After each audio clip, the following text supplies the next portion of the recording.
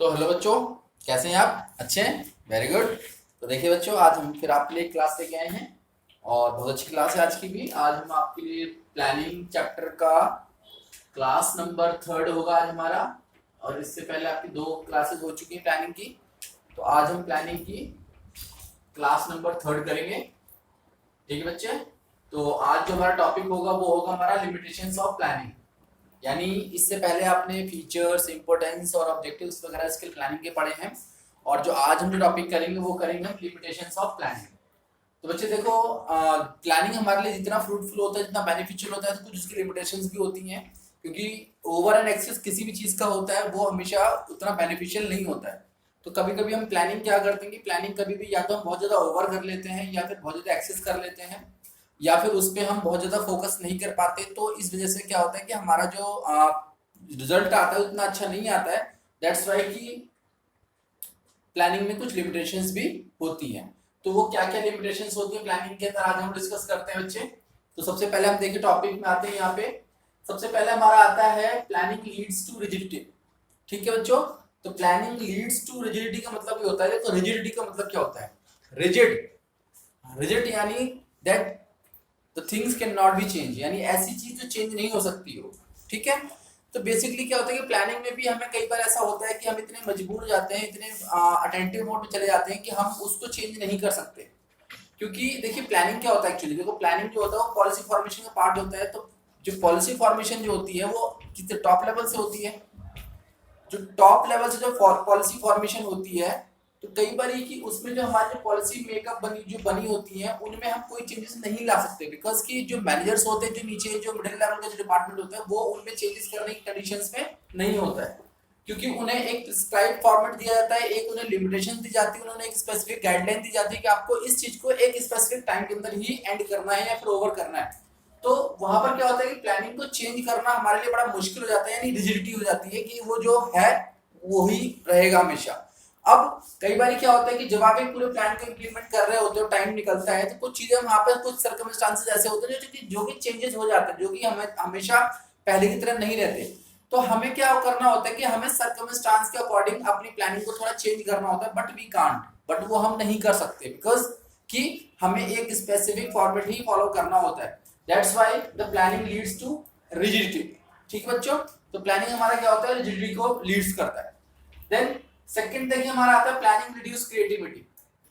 Planning reduce creativity का मतलब ये होता है कि देखिए प्लान बेसिकली जो प्लानिंग होता है, जो हमारा जो किसी भी ऑर्गेनाइजेशन के अंदर जो होता है वो टॉप लेवल काम होता है। यानी जो हमारा जो प्लानिंग का जो मेन जो पॉलिसी फॉर्मेशन होता है, प्रोग्राम जो बनाता है, जो भी रूल्स एंड रेगुलेशन है, जो भी हमारा फॉर्मेट बनता है प्लानिंग का, वो हमेशा टॉप लेवल बनाता है। तो टॉप लेवल की जो गाइडलाइंस होती हैं, जो उनका पूरा पैटर्न होता है, जो उनका पूरा जो उनके पूरे इंस्ट्रक्शंस होते हैं, वो ही हमें क्या करने को होते हैं, फॉलो करने होते हैं, मिडिल डिपार्टमेंट को, मिडिल लेवल को एंड लोअर लेवल को। कई बार सिचुएशन ऐसी आती है जब वो, एक तो देखिए जब टॉप लेवल जो वर्क करता है वो पेपर वर्क करता है। ठीक है, वो क्या करता है, पेपर वर्क करता है, वो ऑन पेपर सबको डिसाइड करता है। बट जो मिडिल लेवल होता है, जो लोअर लेवल होता है, वो ऑन ग्राउंड करते हैं। तो कई बार क्या होता है कि जो ग्राउंड लेवल पे जो सिचुएशन होती है वो पेपर यानी अपर लेवल पे यानी पेपर वर्क से बहुत डिफरेंट होती है। तो हमें कई बार क्या होता है कि हमें ग्राउंड लेवल पे आके हमें उन चीजों को थोड़ा सा चेंज करना होता है, या फिर वहां पे कुछ दूसरे मेथड्स हम लगा सकते हैं, या फिर उसको और दूसरे तरीके से कर सकते हैं। बट वी कांट, यहाँ पर भी हम हेल्पलेस हो जाते हैं बिकॉज कि हमें जो फॉलो करना है वो टॉप लेवल से जो हमें कंडीशंस दी गई हैं, जो वहां से जो हमें स्पेसिफिकेशन दी गई, जो हमें वहां से गाइडलाइन दी गई है, हमें वही फॉलो करनी होती है। मैनेजर्स को इतना राइट नहीं होता कि वो बियॉन्ड द बाउंड्रीज जाएं, जिसके जिससे कि वो अपने अपनी सेल्फ की क्रिएटिविटी को प्रूव कर सकें। Because they are not allowed by the top level management. तो वो टॉप लेवल मैनेजमेंट उन्हें अलाउड नहीं करता कि आप अपना कोई दिमाग लगाएं या फिर अपनी कोई इसमें आप कोई सिचुएशन को अपना अपने तरीके से आप हैंडल करें। उनको इतनी फ्रीडम नहीं दी जाती।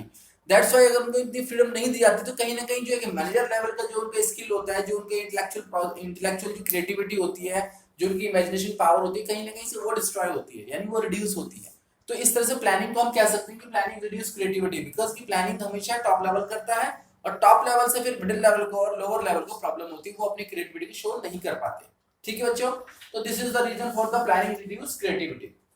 देन हमारा थर्ड आता है। थर्ड में क्या है, planning is a time consuming process. देखो वेरी राइट बच्चों, planning is a time consuming process. कभी कभी क्या होता है कि देखिए प्लानिंग जो बंदा कर रहा है, चाहे वो टॉप लेवल का हो, चाहे वो मिडिल लेवल का हो, चाहे लोअर लेवल का हो, इवन प्लानिंग करने के लिए हर एक इंसान का नेचर अलग अलग होता है। कोई कोई होता है कि बहुत ज्यादा प्लानिंग करते हैं, कोई कोई होता है कि तुरंत प्लानिंग करके तुरंत डिसीजन मेकिंग करता है। तो डिपेंड करता है कि जो आपका जो पर्सन है वो किस तरीके का है, उसका नेचर क्या है। तो जो अगर डिसीजन मेकिंग करने में इतने ज्यादा इफेक्टिव नहीं होते, इतने ज्यादा वो डिसिप्लिन नहीं होते और इतने ज्यादा वो अगर कैपेबल नहीं होते, तो उनको जो प्लानिंग करने में ही बहुत टाइम लग जाता है। और प्लानिंग करते करते ही कई बार तो ऐसा होता है कि जो काम करने का जो टाइम पीरियड होता है वो भी निकल जाता है प्लानिंग करने के चक्कर में। वो इतनी प्लानिंग करते हैं, इतनी ज्यादा प्लानिंग करते हैं कि उनका जो टाइम कंजम्पशन इतना ज्यादा हो जाता है कि जो हमें जो वर्क करने का, यानी जो हमारा ऑब्जेक्टिव था, जो हमारा टास्क था, जो हमारा टारगेट था, उसको पूरा करने का टाइम भी केवल हमारा प्लानिंग में ही निकल जाता है। तो कुछ डिपेंड करता है कि नेचर पे, कि जो पर्सनल है उसका नेचर कैसा है। वो ओवर पॉजिटिव तो नहीं है। अगर वो ओवर पॉजिटिव होता है तो ज्यादा हर चीज में प्लानिंग ही करता रहता है। दैट्स वाई कि वो क्या टाइमिंग को भी लॉस करता है, टाइमिंग को कंज्यूम करता है। तो प्लानिंग हमारा क्या होता है, टाइम कंज्यूमिंग प्रोसेस भी होता है, बिकॉज इसमें बहुत सारी मीटिंग्स करनी पड़ती हैं, बहुत सारे लोगों से मिलना होता है, बहुत सारे डिस्कशन करने होते हैं, बोर्ड मीटिंग होती है, क्लासरूम मीटिंग होती है। अगर आप इतने ही में लगे रहोगे तो आपको नो डाउट आपका टाइम कंज्यूमिंग होना ही होना है। तो प्लानिंग का बेटर वे ये है कि आप जो प्लान कर रहे हो उसको प्रॉपर तरीके से प्लान करो और जल्दी प्लान करो, और उसमें जो डिसीजन मेकिंग है वो बहुत जल्दी होनी चाहिए और बहुत अच्छे तरीके से होनी चाहिए। अगर वो डिसीजन मेकिंग नहीं हो पा रही है, दैट मींस आप जो है रेगुलर टाइमिंग का कंज्यूम करते जा रहे हो। तो basically planning is a time consuming process. Then हमारा फोर्थ आता है planning involves huge cost. Planning involves huge cost, very right. देखिए होता क्या है, जो आपके जो बड़े बड़े जो बिजनेसमैन होते हैं, जब उन्हें कोई नया वेंचर या फिर कोई नया उनको कोई नया कोई अपना सेगमेंट स्टार्ट करना होता है, तो मल्टीपल प्लानिंग करते हैं। उनके पास मल्टीपल प्लानिंग करने के लिए मल्टीपल सोर्सेज होते हैं। वो ऑनलाइन मीटिंग्स करते हैं, वो क्लासरूम मीटिंग करते हैं, वो बोर्ड मीटिंग करते हैं, वो लेक्चररशिप में भी इन्वॉल्व होते हैं। वो मतलब बहुत सारी चीजें होती है वहाँ पे। रेगुलर मीटिंग, फ्रीक्वेंट मीटिंग करना उनके लिए नॉर्मल सी बात होती है। तो नो डाउट कि जब आप रेगुलर मीटिंग करते हो, फ्रीक्वेंटली मीटिंग करते हो, तरह तरह की मीटिंग करते हो, तो उसमें कॉस्टिंग आपको पे करनी होती है, क्योंकि मीटिंग अरेंज करना भी अपने आप में एक कॉस्टिंग का रीजन बन जाता है।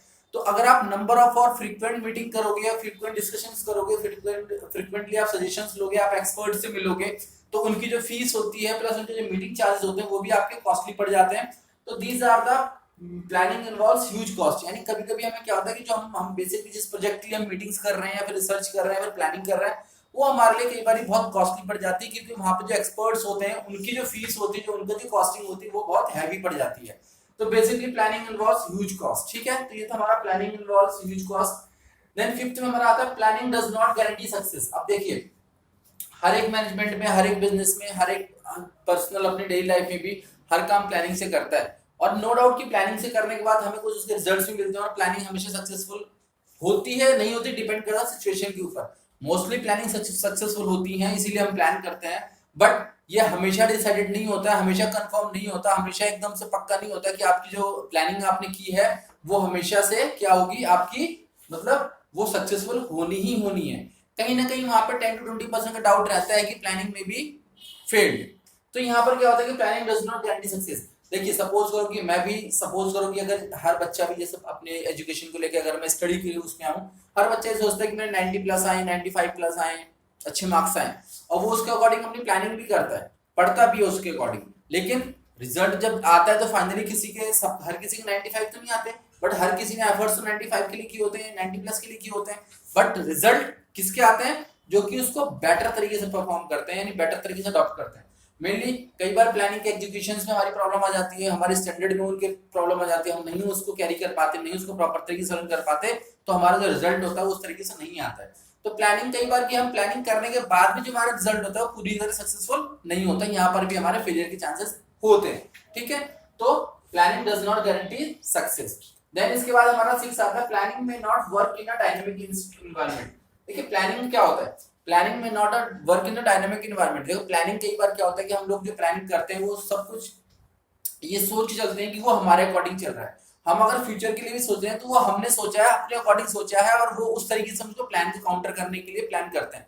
बट कभी कभी ऐसा होता है कि जो फ्यूचर में होने वाला है, देखो वो अनसर्टेन है, उसको हमें प्रिडिक्शन हम कर सकते हैं लेकिन हम श्योर नहीं हो सकते। कभी कभी क्या होता है कि जो हमारी प्रिडिक्शंस होती हैं वो हमारी गलत हो जाती है, यानी जो फ्यूचर में चेंजेस हैं वो जो है वो हमारे अकॉर्डिंग नहीं होते हैं। सपोज करो कोई हमने गवर्नमेंट पॉलिसी के बारे में नहीं सोचा था और एकदम से गवर्नमेंट चेंज हो जाती है, गवर्नमेंट पॉलिसी चेंज हो जाती है। टैक्सेशन के बारे में हमने नहीं सोचा था और वहाँ पर टैक्स के रेट्स चेंज हो जाते हैं। हमने कोई नेचुरल डिजास्टर के बारे में, क्लाइमेटीज के बारे में नहीं सोचा था और वहाँ पे ऐसा कुछ हो जाता है, फ्लड आ जाता है, कोई अर्थक्वेक आ जाता है। तो देखो बहुत सारे ऐसी चीजें होती हैं जहाँ पे हम लोग नहीं सोच पाते और वो चीजें हैपेंड हो जाती हैं। तो अगर वो चीज हैपेंड हो जाती है तो उसके जो डिसएडवांटेज होते हैं, जो कॉन्सिक्वेंसेज होते हैं वो यही होते हैं कि जो हमारी प्लानिंग है वो क्या हो जाती है, यहाँ पे फेलियर की कंडीशंस में आ जाती है, या फिर हम उसको जो सिचुएशन जो हमारी एट प्रेजेंट टाइम है हम उसको प्रॉपर तरीके से काउंटर नहीं कर पाते, क्योंकि कई बार जो डायनामिक कंडीशन है वो इस लेवल की होती है कि हमने उनके लिए कोई भी प्लान नहीं किया होता या वो अनफोर्सीन होती है हमारे लिए, तो हम उनके लिए कोई प्रॉपर बैकअप नहीं रख पाते। दैट्स व्हाई द प्लानिंग में not work in a dynamic environment. तो देखिए बच्चों ये थी हमारी लिमिटेशंस। होप करता हूं कि आपको समझ में आई हुई होंगी और बहुत अच्छे तरीके से समझ में आई होंगी। आप इस वीडियो को बार बार देखना ताकि आपको लिमिटेशंस और भी समझ में आ जाए। नेक्स्ट क्लास में हम इसके ऑब्जेक्टिव्स वगैरह और अदर चीजें लेके आएंगे और बहुत अच्छे तरीके से क्लास भी होगी। तो आप उम्मीद करता हूँ आपको अच्छी क्लास लगी होगी और आप अच्छे तरीके से सीख रहे होंगे इसको। और बच्चे आप प्रॉपर तरीके से नोट्स तुरंत बनाया करिए, कॉपी में पेन और कॉपी लेके बैठा करिए ताकि साथ साथ आपके नोट्स बनते रहे और आप नोट्स पे ज्यादा फोकस कीजिए बिकॉज आपके नोट्स बहुत जरूरी है एंड टाइम के लिए। और बच्चे अगर आपको कोई भी डाउट होता है मेरी वीडियोस में, कोई भी कंफ्यूजन आती है तो आप मुझे कभी भी मेरे व्हाट्सएप नंबर 9313 पर 9313551673 पर मुझे कॉल या टेक्स्ट कर सकते हैं एनी टाइम। और आप मुझे कोई भी सजेशन दे सकते हैं। अगर आपको कोई भी ऐसा लगता है कि मैं अपनी वीडियोस को और अच्छा बना सकता हूँ, आपकी और हेल्प कर सकता हूँ, तो आप मुझे सजेशन भी दे सकते हैं मेरे इनबॉक्स पे और मेरे कमेंट में भी। तो बच्चों आज की क्लास यहीं पे एंड करते हैं। उम्मीद करता हूँ क्लास अच्छी होगी, अच्छी लगी होगी। Thank you so much and have a nice day. Thank you.